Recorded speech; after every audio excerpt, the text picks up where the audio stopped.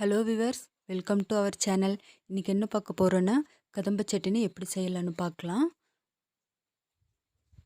கடாயில் ஆயில் சேர்த்துக்கலாம். ஆயில் சூடானது எடுத்து வச்சுருக்க வெங்காயத்தை சேர்த்துக்கலாம். சின்ன வெங்காயம், பூண்டு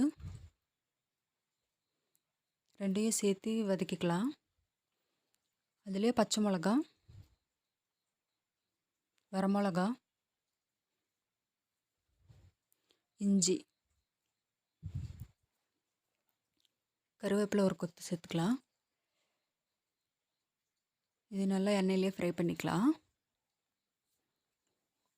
இப்போ கட் பண்ணி வச்சுருக்க தக்காளி சேர்த்துக்கலாம்.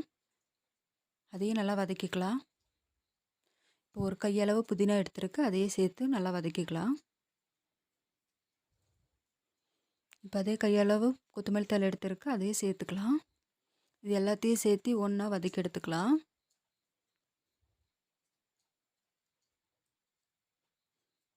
நல்லா வதங்கிருச்சு.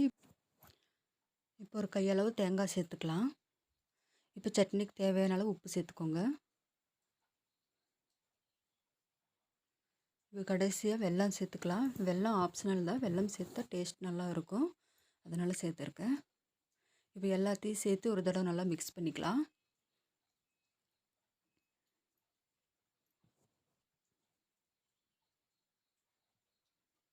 இப்போ நம்ம எல்லாம் கலந்து வச்சது நல்லா ஆறுனதுக்கப்புறம் ஒரு மிக்ஸி ஜாரில் சேர்த்து நல்லா அரைச்சி எடுத்துக்கலாம் நைஸாக.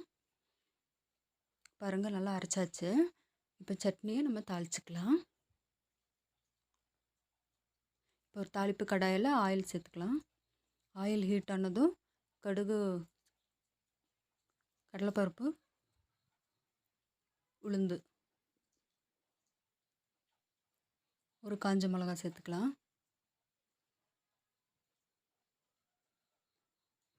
கருவேப்பிலை சேர்த்து நல்லா வதக்கிக்கலாம்.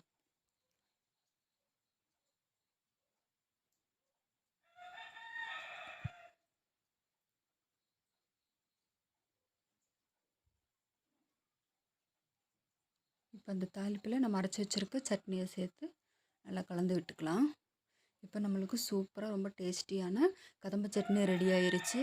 இது இட்லி, தோசை, சப்பாத்தி, சூடான ரைஸ் நல்லா எல்லாத்துக்குமே ரொம்ப டேஸ்ட்டாக இருக்கும். நீங்களும் ட்ரை பண்ணி பாருங்கள். இந்த வீடியோ பிடிச்சிருந்தா லைக் பண்ணி, ஷேர் பண்ணி, கமெண்ட் பண்ணுங்கள். தேங்க்ஸ் ஃபார் வாட்சிங்.